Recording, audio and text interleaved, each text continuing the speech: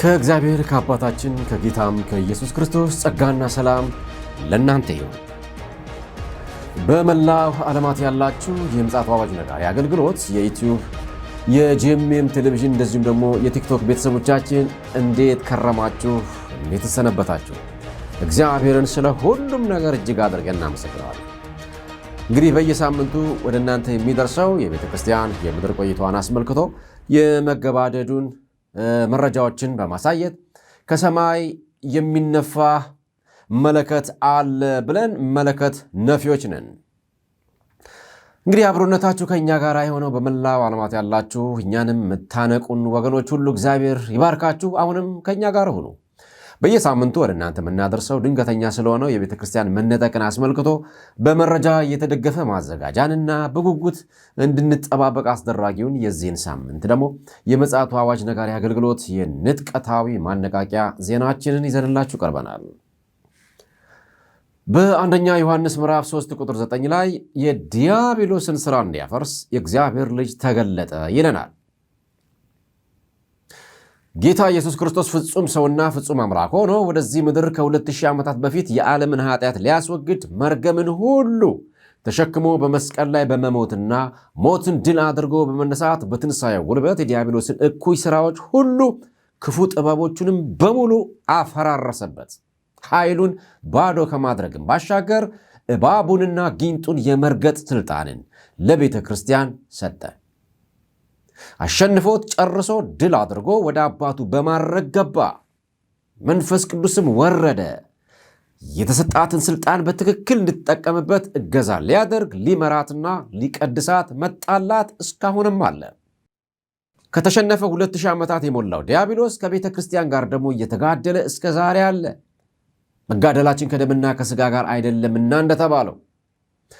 ይሁን እንጂ ከ2000 ዓመታት በፊት ዲያብሎስ የተባለውን የሰይጣንን ሥራ ለማፍረስ የተገለጠው ጌታ አሁንም ለሁለተኛ ጊዜ ተገልጦ ለአንዴና ለመጨረሻ ጊዜ ከማፍረስም አልፎ ወደማይወጣበት ወደ ጥልቅ ጉድጓድ ይጥለዋል።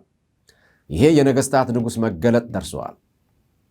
ያን ጊዜ የተነገረለት እውን ይሆናል። የወንድሞች ከሳሽ ተጥለዋል ይባላል። ኢየሱስ ሙሉ በሙሉ ይነግሣል። የምድር ነገሥታት ገዢም እንደተባለለት ይሆናል። ሁሉንም ይቆጣጠራል። ከሳሽ ከዚያ በኋላ በሰው ልጆች ታሪክ ውስጥ ስፍራ አይኖረውም። ሃሌሉያ! እንኳንስ አሁን መጨረሻ የመጣያው ጫፉ ጋር በደረስንበት ወቅት ቀርቶ ገና ጌታ ኢየሱስ በምድር 30 ዓመታት በሥጋ አካል በኖረበት ጊዜ ያለ ጊዜያችን ልታጠፋን መጣህን ብሎ ተናግሮ ነበር። የመጥፊያው ቀን እንደተቆረጠለት ጠንቅቆ ያውቅ ነበርና ዘንድሮ ግን ጊዜው ደርሷል።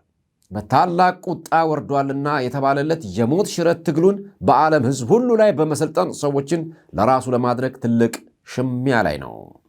ጦርነቱም አላሰራም ከምትለው ባለሥልጣኗ ቤተ ክርስቲያን ጋር ነው። ያኔ ድሮ ለማፍረስ የተገለጠው ኢየሱስ አሁን ደግሞ ሊደመድመው ሊያጠናቅቀው ይገለጣል።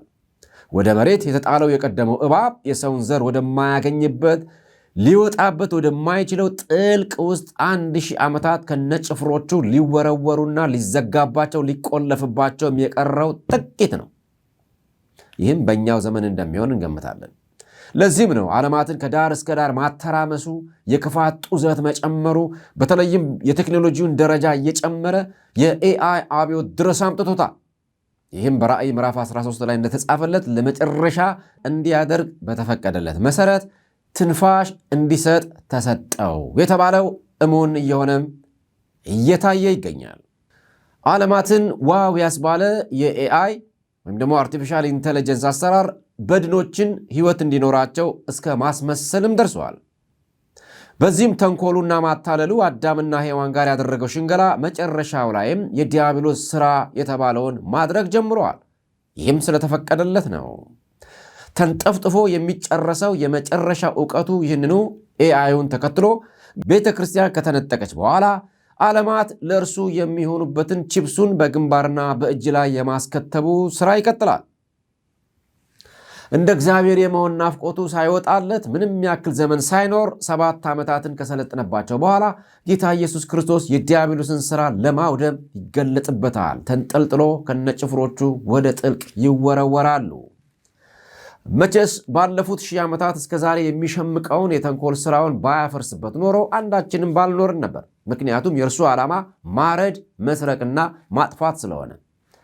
ከጥቂት ዓመታት በኋላ ግን በየትኛውም ዓለም አንድ ስንኳ ክፉ መንፈስ ሳይገኝ ሙልጭ ጥርግርግ ብለው ይገባሉ። የዚያ ጊዜ ምን አይነት ዓለም እንደምትኖር ለመገመት ከባድ አይደለም። ያለው የታመነ ነው፣ ያደርገዋል። እኛ ግን እንንቃ፣ እናነቃቃም። ለዛሬ ወደ ያዝነው ዜናችን እናልፋለን። ብስራት ታደሰ ነኝ። Young people, junior high, high school, college age, young adults are now returning to church in larger numbers than their parents or grandparents. That has not happened for decades. No. These college campuses are erupting in revival. They baptized people at Ohio State University not long ago till 2 o'clock in the morning. These athletes are standing in front of cameras and sharing their faith. This thing is real. ውድ የምጽአቱ አዋጅ ተመልካቾች ወደ ኢየሱስ ክርስቶስ የመምጫ ምልክት ከሆነው የአንዱን ትንቢት ነጸብራቅ መረጃ እናጋራችሁ። በአሜሪካ የሆነ ያለው መንፈሳዊ መነቃቃት በመቀጣጠል ላይ ይገኛል። ቀደም ሲል በመግቢያችን ላይ ያየነው በኮሎራዶ ግዛት ኦሃዮ ከተማ ውስጥ ባለው ዩኒቨርሲቲ ላይ የተቀጣጠለው መንፈሳዊ እሳት ተማሪዎችን፣ በአደንዛዥ ዕፅ የተለከፉትን ሰዎች እንዲሁም የከተማዋን ነዋሪዎች የነካው ይህ የመንፈስ ቅዱስ እሳት ሰዎችን በንስሐ ወደ ጌታ እየመለሰ ይገኛል ያሉት ታዋቂው ሪቫይቫሊስት ፓስተር ሮድ ፓርሲሊ ናቸው። በሌላ መረጃም በሰሜናዊ ሳውዝ ካሮላይና ውስጥ የምስራቹን ወንጌል የማዳረስ ዘመቻ በወንጌላዊው ያዕቆብ ኤበርሶል በወርልድ ሃርቨስት አገልግሎት በፈረንጆቹ ከጥቅምት 24 እስከ 26 ድረስ በኮሎምቢያ ደቡብ ካሮላይና ግዛት ታላቅ የወንጌል ጀማ ስብከት ተዘጋጅቶ በ10 ሺዎች የሚቆጠሩ ሰዎች የታደሙበትና በመቶዎች የሚቆጠሩ ሰዎች በአደንዛዥ ዕፅ ሱስ የተጠቁ ሰዎች ሳይቀሩ በንስሐና በእንባ ጌታን የተቀበሉበት እንዲሁም በአስራዎቹ ውስጥ ያሉ ታዳጊዎች እንዲሁ ጌታ እንደ ግል አዳኛቸው አድርገው የተቀበሉበትና ወደ እግዚአብሔር መንግሥት የተቀላቀሉበት ወርቃማ ጊዜ እንደነበረ ለሲቢኤን ኒውስ አጋርተዋል። በተጨማሪም ወንጌላዊው አክለውም ይህ ክሩሴድ ለየት የሚያደርገው በሐዋርያት ሥራ ምዕራፍ 8 ከቁጥር 35 እስከ 38 ፊልጶስም አፉን ከፈተ፣ ከዚህም መጽሐፍ ጀምሮ ስለ ኢየሱስ ወንጌል ሰበከለት። በመንገድም ሲሄዱ ወደ ውሃ ደረሱ። ጃንደረባውም እነሆ ውሃ እንዳልጠመቅ የሚከለክለኝ ምንድን ነው አለው። ፊልጶስም በፍጹም ልብ ብታምን ተፈቅዷል አለው። መልሶም ኢየሱስ ክርስቶስ የእግዚአብሔር ልጅ እንደሆነ አምናለሁ አለ። ሰረገላው የሚቆም ዘንድ አዘዘ። ፊልጶስና ጃንደረባው ሁለቱም ወደ ውሃ ወረዱ፣ አጠመቀውም ይላል። በዚህም ተምሳሌት እነዚህንም ሰዎች የማጥመቅ መርሃ ግብር አካሂደናል በማለት ምላሽ ሰጥቷል። እውነት ነው እንግዲህ የወንጌል ተጋዳይነት ተግባር ከመቼውም ዘመናት ይልቅ ወገኖች ሆይ እጅግ ሊጠናከር የሚገባው አሁን ነው። እኛም ብንሆን ባገኘናቸው ማናኛቸውም አጋጣሚዎች ወንጌልን መናገር ይብዛልን። እንደታዘዝነው አስቀድመን የእግዚአብሔርን ጽድቁንና መንግሥቱን እንፈልግ።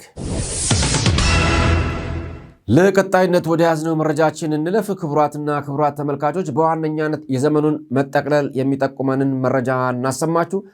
በአሁኑ ጊዜና ሰዓት በሁሉም ሀገራት የእኛንም የአፍሪካና የአፍሪካ ቀንድን ያጠቃልላል ማለት ይቻላል የጦርንም ወሬ እንደ ትንቢቱ በመስማት ላይ እንገኛለን። በዚህ ወቅት ሁሉም መሳሪያውን እንግዲህ እየወለወለ ይገኛል።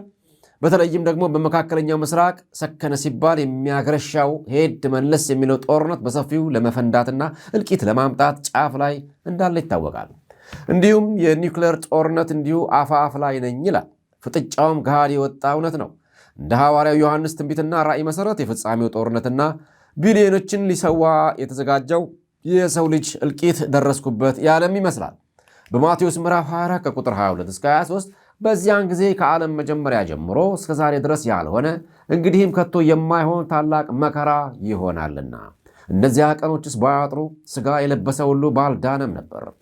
ነገር ግን እነዚያ ቀኖች ስለተመረጡት ሰዎች ያጥራሉ ስለሚል ዳሩ ግን በዚህ የጦርነት ጠንቅ እንደ ቃሉ ጌታ ኢየሱስ ክርስቶስ ዳግም ወደ ምድር በመምጣት ለአንዴና ለመጨረሻ ጊዜ ለዚህ ሁሉ ምክንያት የሆነው የሰው ልጅ ከተፈጠረ ጀምሮ ጠላት የሆነው ሰይጣን ተጠፍንጎ የሚታሰርበትና ነቢዩ ዳንኤል እንደተነበየው ምድራችን ለ1000 ዓመት ረፍትና ሰላም እንደሚሰፍንባት ይናገራል። እንግዲህ በዋናነት እንዲህ ሊሆን ነው የሚለው መረጃ የማቃበል ተልዕኮ ሳይሆን የያዝነው እኛስ ምን እናድርግ፣ ምን ይጠበቅብናል፣ አይቀሬ ለሆነው ሰማያዊ አጀንዳ ላይ የበኩላችንን አስተዋጽኦ እያደረግን ነው ወይ የሚለውን ለማንቃትና ለማነቃቃትም ጭምር ነው ጩኸታችን። ክቡራትና ክቡራን፣ ስለዚህ ከቤተሰቦቻችን ጀምረን ታላቅ ተጋድሎ ልናደርግና ልናስመልጣቸው ይገባል። አዎ ጊዜ የለም። ክቡራትና ክቡራን፣ የምትከታተሉት የምፅዓቱ አዋጅ ነጋሪ አገልግሎት ዘመኑን የማትመረምሩ ስለምንድን ነው ተብሎ በኢየሱስ ክርስቶስ የተጠየቀውን ጥያቄ ምላሽ ለመስጠት መረጃዎችን በመጠቆም የቤተ ክርስቲያንንም የሰርጓን መዳረስ አስመልክቶና ድንኳኗን ከመሬቱ ጋር ያያያዘው ገመድ እየላላ እንደሆነ በመጠቆም አዘጋጅ መለከት ነፊም ነው። ክቡራትና ክቡራን፣ ሰይጣን ከምንጊዜውም በላይ የበቀል ሰይፉን የመዘዘበት ጊዜ ቢኖር ይህ ዘመን ነው። በተለይም ደግሞ ታላቁና የመጨረሻው የስደት ዘመን ዋዜማው ላይ እንደ መዳረሳችን ረገድ ወደ ጅምላ እልቂት ከመድረሱ በፊት እየከለከለችው ያለችው ተነጣቂቱ ቤተ ክርስቲያንና መንፈስ ቅዱስ ናቸው። ይሁንና ሳጥናኤል መታገሉ አይቀሬ ነው። እስቲ ወደ መረጃችን እንለፍ። India's new anti-conversion law is making it harder for religious minorities to share their faith. The Freedom of Religion bill is specifically aimed at digital media. Supporters claim it protects religious rights, maintains social harmony. Critics say it stifles free speech and targets Christians. በህንድ ከሰይጣን እስራትና ከጣዖት አምልኮት ቀንበር በሺዎች የሚቆጠሩ ሰዎች ነፃ በመውጣታቸው ክፉኛ የተበሳጨው ሉሲፈር ባስነሳው ማዕበል የክርስቲያኖች ስደትና አፈና በርካታ መጋቢያንን ዘብጥያ ሲወረውር በሕግ እንዲሁ በርካታ አብያተ ክርስቲያናትንም አዘግተዋል። ይባስ ብሎ አንድን ህንዳዊ ወደ ክርስትና ያስለወጠ ማንኛውም ሰው በሕግ የሚጠየቅና ወደ $12,000 እና የ3 ዓመት እስራት እንደሚቀጣ ሕግ በማርቀቅም ጭምር ሰዎችን ወደ ሲኦል መንዳትና የወንጌልን አጀንዳ ለማኮላሸት ጥረት በማድረግ ላይ ይገኛል። በሌላ አሳዛኝ መረጃም አሁን በናይጄሪያ የክርስቲያኖች ጥቃት ተባብሶ ቀጥሏል። በዚህ ሳቢያም በ10 ዓመታት ውስጥ ከ52,000 በላይ ክርስቲያኖች መገደላቸውንና ሺዎች ለስደት መዳረጋቸውን ሲቢኤን ኒውስ ዘግበዋል። ባለፈው ሳምንት በቻይና ከ30 በላይ መጋቢዎች በቀይ ዘንዶ አምላኪዎች መታሰራቸውን መዘገባችን ይታወሳል። አሁን እንግዲህ እንዲህ ያለ አይኑን ያፈጠጠ ዘመቻ ቢሆን አያስደንቅም። ምክንያቱም ከ2000 ዓመታት በፊት ጌታ ኢየሱስ ክርስቶስን ያለ ጊዜያችን ልታጠፋን መጣህን ያለው መንፈስ አሁን እንዲህ ያለ ሐሳብ አይወጣውም። ምክንያቱም ቀኒቱ አይኑ ስር እንዳለች ጠንቅቆ ያውቃልና ያለ የሌለ ኃይሉንም ጥበቡንም ማታለሉንም በዚህ እምቢህ ቢለው በሌላ ቅዱሳንን በማስጨነቅ የማያምኑትንም የበለጠ ከእርሱ ጋር እንዲጣበቁ ማድረግ የዲያብሎስ ሥራው ነውና እኛም አብዝተን ሥራውን ማፈራረስና ሰዎችን ከእጁ በመንጠቅ ታላቁን ተልዕኮ ልንፈጽም ምንም አማራጭ የለንም። ኢየሱስ ክርስቶስ ያድናል። ካፍታ ቆይታ በኋላ እንገናኛለን።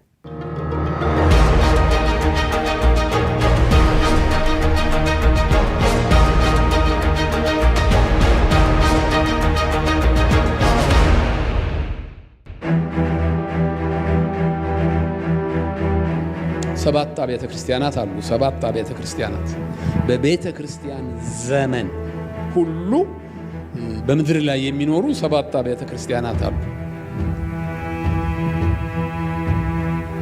ሰባት ነው ቁጥራቸው። አሁን በዚያ ዘመን መሰረት፣ በዚያ አቆጣጠር መሰረት፣ በሰባቱ አብያተ ክርስቲያናት አከፋፈል መሰረት ዘመኑን ለሰባትም ይከፍሉታል እነሱ። ዘመኑ የቤተ ክርስቲያን ዘመን የሚባለው ቤተ ክርስቲያን በምድር ላይ ከመሰረተችበት ጊዜ አንስቶ ጌታ ዳግም እስከሚመጣበት ድረስ ያለው ጊዜ የነዚህ የሰባቱ አብያተ ክርስቲያናት ዘመን ነው። የነሱ ዘመን እና በዚያ ዘመን በዚያም ይቆጠራል ዘመኑ። በእነዚያ አብያተ ክርስቲያናት መሰረትም ይቆጠራል። በዚያ አቆጣጠር መሰረት ይሄድን እንደሆነ አሁን ስድስተኛዋ ቤተ ክርስቲያን ላይ ነው ያለ ነው። ስድስተኛዋ ቤተ ክርስቲያን የፊላደልፊያ ቤተ ክርስቲያን የምትባለው ነች። ይሄ አሁን ያለንበት ዘመን እሱ ዘመን ይሄ የዮሐንስ ራእይ መጽሐፍ እንደሚነግረን ቤተ ክርስቲያንም የምትታደስበት ዘመን ነው። የሪቫይቫል ዘመን ነው። በዓለም አቀፍ ደረጃ ማለት ነው። የሪቫይቫል ዘመን ነው። ጌታም ደግሞ ዳግመኛ የሚመጣበት ዘመን ነው። የሁለቱ ነገሮች ዘመን እና ሁለቱንም ብንጠብቃቸው በእኛ ዘመን እንደሚሆኑ አድርገን ብናስባቸው ብንጠብቃቸው አንሳሳትም። ትክክል ነው የምንሆነው። አዲስ ኪዳናዊ ነው የምንሆነው እንጂ ተሳሳቾች አንሆንም። ለፊላደልፊያ የተጻፈውን መልእክት አለፍ ብሎ ላንብብላችሁ። በፊላደልፊያም ወዳለው ወደ ቤተ ክርስቲያን መልአክ ዮሐንስ ራእይ ምዕራፍ 3 ቁጥር 7 ጀምሮ በፊላደልፊያም ወዳለው ወደ ቤተ ክርስቲያን መልአክ እንዲህ ብለህ ጻፍ። የዳዊት መክፈቻ ያለው የሚከፍት የሚዘጋም የሌለ የሚዘጋ የሚከፍትም የሌለ ቅዱስና እውነተኛ የሆነው እርሱ እንዲህ ይላል። የዳዊት መክፈቻ ያለው ክርስቶስ ነው። የዳዊት መክፈቻ ያለው ይከፍታል። እሱ የከፈተውን መዝጋት የሚችል የለም ነው የሚለው። እሱ የዘጋውንም መክፈት የሚችል የለም ነው የሚለው። እንዲህ ይላል እሱ፣ ስራህን አውቃለሁ፣ በአንተ ፊት የተከፈተ በር ሰጥቻለሁ። በፊላደልፊያ ቤተ ክርስቲያን ፊት የተከፈተ በር፣ የአገልግሎት በር ማለት ነው። የወንጌል ስርጭት በር ማለት ነው። የወንጌል ስርጭት፣ የኤቫንጀሊዝም፣ የሚሽንስ በር ሰጥቻለሁ በአንተ ፊት። በማን ፊት? በፊላደልፊያ ቤተ ክርስቲያን ፊት። ምን የሆነ በር? የተከፈተ በር፣ ማንም ሊዘጋው የማይችል በር ሰጥቻለሁ። ኃይልህ ምንም ትንሽ ቢሆን ቃሌን ጠብቀሃልና ስሜንም አልካድህምና። እነሆ አይሁድ ሳይሆኑ አይሁድ ነን ከሚሉ ነገር ግን ከሚዋሹ ከሰይጣን ማኅበር አንዳንዶችን እሰጥሃለሁ። እነሆ መጥተው በእግሮች ፊት ይሰግዱ ዘንድ እኔም እንደወደድሁ ያውቁ ዘንድ አደርጋቸዋለሁ። የትዕግሥቴን ቃል ስለጠበቅህ እኔ ደግሞ በምድር የሚኖሩትን ይፈትናቸው ዘንድ በዓለም ሁሉ ላይ ሊመጣ ካለው ከፈተናው ሰዓት እጠብቅሃለሁ። ሁለተኛው በር ምድር የሚኖሩትን ይፈትናቸው ዘንድ በዓለም ሁሉ ላይ ሊመጣ ካለው ከፈተናው ሰዓት አንተን ምን አደርግሃለሁ? እጠብቅሃለሁ። ምን ማለት ነው? አያገኝህም ፈተናው ማለት ነው። ፈተናው አያገኝህም፣ እሰውርሃለሁ። እነዚህ ይሰወራሉ የተባሉት የፊላደልፊያ ቤተ ክርስቲያን አባላት ናቸው። የት ነው የሚገኙት? በዓለም ሁሉ ነው የሚገኙት። በዓለም ሁሉ፣ በሁሉ አብያተ ክርስቲያናት ውስጥ ነው ያሉት። እነዚህ የሰባቱ አብያተ ክርስቲያናት አባላት እንደሱ ናቸው። በዓለም ሁሉ ነው ያሉት።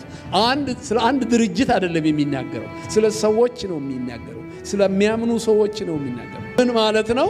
እነሱ ከፈተናው የሚጠበቁ ናቸው፣ ፈተናው የማያገኛቸው ማለት ነው። እነሱ የወንጌል ስርጭት በር የተከፈተላቸው ማለት ነው። መስካሪዎች፣ ሰዎችን ወደ ክርስቶስ የሚመልሱ። እዚቹ ውስጥ ሌሎቹም አሉ። ሌሎቹም ሰባቱም ቤተ ክርስቲያኖች አሉ። ኤፌሶንም አለች፣ ሰምርኔስም አለች፣ ጴርጋሞንም አለች፣ ቲያጥሮንም አለች፣ ሰርዴስም አለች፣ ሎዶቅያም አለች። ሎዶቅያ ደግሞ እቺ ለብ ያለችው ቤተ ክርስቲያን ነች። ክርስቶስ በደጅ ሆኖ በር የሚያንኳኳባት ቤተ ክርስቲያን ነች። ውስጥም አይደለም፣ ገና አስገቡኝ ብሎ በር ያንኳኳል። የሎዶቅያ ቤተ ክርስቲያን እንዲህ ያለ ሰው፣ የዚህ አይነት ቤተ ክርስቲያን አባል የሆነ ሰው ሊኖር ይችላል። ግልጽ ነኝ። የሰባቱም አባላት አሉ እዚህ ለማለት ነው። እኔም ቤተ ክርስቲያን ውስጥ እንደዚያው ነው። ሌሎች ቤተ ክርስቲያናት ሁሉ ውስጥ እንደዚያው፣ በዓለም ዙሪያ እነዚህ ሰባቱ ሜይን ካራክተሪስቲክስ የሚባሉት ናቸው። ዋና ዋና የሆኑት ምልክቶች ናቸው። ዋና ዋና የሆኑት ሰዎቹ ሁሉ ቦታ አሉ። እነዚህ ሰዎች ኦርቶዶክስ ቤተክርስቲያን ውስጥ አሉ፣ ካቶሊክ ቤተክርስቲያን ውስጥም አሉ፣ የወንጌላውያን ቤተክርስቲያናት ሁሉ ውስጥ አሉ፣ አድቬንቲስት ቤተክርስቲያንም ውስጥ አሉ፣ ሌሎች ስማቸውን የማናውቃቸው ቤተክርስቲያናትም ካሉ እነሱም ውስጥ አሉ። ያዳመጥነው መልእክት የተላለፈው በፓስተር በቀለ ወልደ ኪዳን ነበር። ለፊላዴልፊያ ቤተክርስቲያን ከተጻፈላት ደብዳቤ ስለተከፈተው ማንምም የማይዘጋው በርን ለእኛም ዛሬ በመጨረሻው መጨረሻ ለምንገኝ ልጆቹ ጌታ መንፈስ ቅዱስ ሲያሰማን ታላቁ ተልእኮን ዓላማው ላደረገ የክርስቶስ ወታደር ሁሉ እንደሚሰራ እሙን ነውና ለእኛም የበለጠ ያተጋናል። በሩ የመከፈቱ ጉዳይ ብቻ ሳይሆን የሚታየው መዘጋቱም አለና የከፈተውን እሱ ብቻ ዘጊ ስለሆነ አሁን ግን በዚህ በምህረት ዘመን እኛም እንትጋ። ውጭም ያላችሁ ይህንን የምስራች ወንጌል እየሰማችሁ ዛሬ ነገ በማለት እያመነታችሁ ያላችሁ ፈጥናችሁ ኢየሱስ ክርስቶስን በማመን ወደ እግዚአብሔር መንግሥት ኑ ግቡ። የምህረትና የፍቅሩ ጥሪ በር ሳይቆለፍ በፊት ቅደሙት የከበረ ጥሪያችን ነው። እስኪ ደግሞ በናትናኤል ዳንኤል የተዘመረውን ዘመኑ የሚለውን ዝማሬ ሰምተን እንመለሳለን። ዘመኑ ደርሷል፣ የጊዜው ማብቂያ፣ ጥፋት አይሎ ምድርን ሞልቷል። የተጻፈልን የሆነ ነው፣ ኢየሱስ ሊመጣ ያለው በደጅ ነው። ዘመኑ ደርሷል፣ የጊዜው ማብቂያ፣ ጥፋት አይሎ ምድርን ሞልቷል። የተጻፈልን የሆነ ነው፣ ኢየሱስ ሊመጣ ያለው በደጅ ነው። መንግሥት በመንግሥት ላይ ይነሳል፣ ወንድም ወንድሙ ላይ እጁን ያነሳል። ፍቅር ጠፍቶ ሁሉም ጨክኗል፣ በጌታ ሚጸና እርሱ ይድናል። ደርሷል ለጊዜው ማብቂያ፣ ጥፋት አይሎ ምድርን ሞልቷል። የተጻፈልን የሆነ ነው፣ ኢየሱስ ሊመጣ ያለው በደጅ ነው። ዘመኑ ደርሷል፣ የጊዜው ማብቂያ፣ ጥፋት አይሎ ምድርን ሞልቷል። የተጻፈልን የሆነ ነው፣ ኢየሱስ ሊመጣ ያለው በደጅ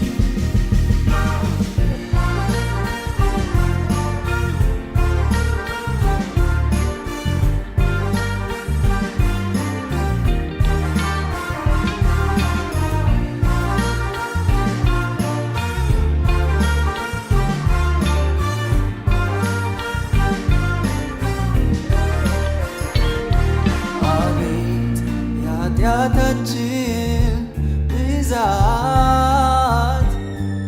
አቤት እጅግ በዝቶ ጽዋው ሞልቷል። አቤት በእንግድነት ማረፊያችን፣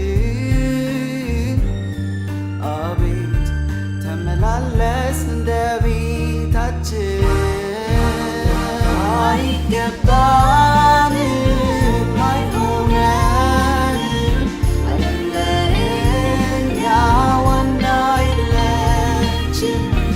የማይጠፋ ተስፋ አለን፣ ከክርስቶስ ጋር እንኖራለን። አይገባንም አይሆነንም፣ ለእኛ ዋና የለችን። የማይጠፋ ተስፋ አለን፣ ከክርስቶስ ጋር እንኖራለን። አቤት ያስፈራል በምድር የሚሆነው፣ አቤት ጦርነት ረሃብ ነውጥ ብዙ ያለ ነውር ያለ ነቀፋ አቤት ጸንተን ጠብቀኛን ተስፋ ጠብቃለን ጠብቃለን ክርስቶስን እንጠብቃለን እስክንሄድ እስኪመጣ ኢየሱስን እንጠብቃለን ጠብቃለን ጠብቃለን ክርስቶስን እንጠብቃለን እውነት ነው። እንግዲህ ዘመኑ መድረሱን በርካታ ነገሮች እያወጉን ነው። የእግዚአብሔር ድምፅ ሆነው በዓለም ሁሉ እየተስተጋቡ ይገኛሉ። እኛ ግን ታላቁን ተስፋችንን አተኩረን እያየን የቤተ ክርስቲያን የነገዋ ሙሽራውን ሲመጣ ሊወስዳት በሚያስችል አይነት የተዘጋጀ የሕይወት አቋም ላይ በመሆን የተሰጡንን መክሊቶች እንደሚገባ ትርፋማ ማድረጉ ላይ መጨከን ይሆነልን።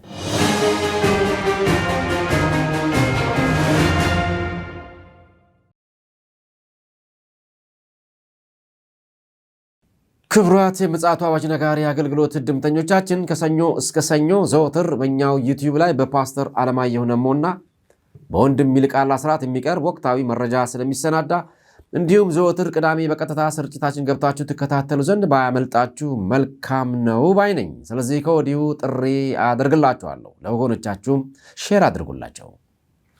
ለመቋጫነት ወደ ያዝነው ወደ ተፈጥሮ አደጋ ስንሻገር የተለያዩ የተፈጥሮ አደጋዎች በዓለማችን ተከስተዋል። በተለይም ደግሞ በካሪቢያን አካባቢ አስፈሪ የሆነ 5 አይነት ሄሪከን የተባሉ አውሎ ነፋሶች ጃማይካና አካባቢዋን እንደሚመታ ትልቅ ጥፋትም እንደሚከሰት በዘርፉ የተሰማሩ ሙያተኞች በማስጠንቀቅ ላይ ይገኛሉ። ስቱዲዮ ቀረጻ እስክናደርግ ድረስ የሰማነው ባይኖርም በቀጣይ ክስተቱ የሚያደርሰውን ጥፋት ይዘን እንመጣለን። በሌላ የተፈጥሮ አደጋ ወደ ሀገራችን ይወስናል። በሬክተር ስኬል ከ4.8 በላይ ያስቆጠረ የመሬት መንቀጥቀጥ በደብረ ሲናና በመዲናችን አዲስ አበባ መሰማቱ ታውቋል። የደረሰ አደጋ ባይኖርም የማንቂያ ደወል መሆኑን ሁሉም ይስማማበታል። ወገኖች ይህንንና የመሳሰሉትን እንግዲህ ስናይ የእኛኑ በጸሎት ማሳሰቡን ጠያቂ ነው። በተለይ የተፈጥሮ አደጋዎች ምንጊዜና የት ቦታ ሊመጡ እንደሚችሉ አይታወቅምና በድንገትም ይችን ዓለም መሰናበት ሊኖር ስለሚችል ከዚህም የተነሳ በእርግጠኝነት እኖራለሁ ለማለት የሚያስደፍረን ነገር ስለማይኖር ሕይወታችሁን ለእግዚአብሔር ያልሰጣችሁ ወገኖቻችን ራስን ለኢየሱስ ክርስቶስ ማስገዛቱ ትልቅ ጥበብና ማስተዋል ነውና የመዳን ቀን ዛሬ ነው እንደሚል ቃሉ አሁኑኑ ተወስኑ ዘንድ የአክብሮት ጥሪያችን ነው። እናንተ ደካሞች ሸክም የከበዳችሁ ሁሉ ወደ እኔ ኑ እኔም አሳርፋችኋለሁ ያለውም የታመነ ነው። መስቀል ላይ ተፈጸመ ብሎ ለጨረሰው የዘላለም ሞት ዕዳ ስረዛን በቁም እያለን እንጠቀምበት ዛሬም የምንደጋግመው ዋነኛው መልእክታችን ነው። ኢየሱስ ክርስቶስ ከዘላለም ሞት ያድናል።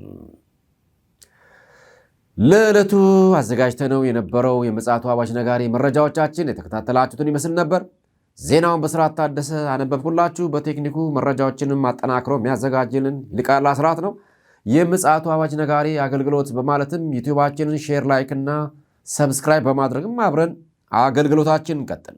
እየጸለያችሁልንም ያላችሁ ወገኖች እግዚአብሔር አምላክ አብዝቶ ይባርካችሁ። እንግዲህ እግዚአብሔር አምላክ ቢፈቅድና ብንኖር በሚቀጥለው ሳምንት ሌሎች ማንቂያ መረጃዎችን ይዘንላችሁ እንቀርባለን። እነሆ በቶሎ እመጣለሁ፣ ለእያንዳንዱ እንደ ሥራው መጠን እከፍል ዘንድ ዋጋዬ ከኔ ጋር አለ። አልፋና ኦሜጋ፣ ፊተኛውና ኋለኛው፣ መጀመሪያውና መጨረሻው እኔ ነኝ። ዮሐንስ ራእይ ምዕራፍ 22 ከቁጥር 12 እስከ 13። እግዚአብሔር አምላክ ባላችሁበት ይባርካችሁ። በደህና ሁኑ።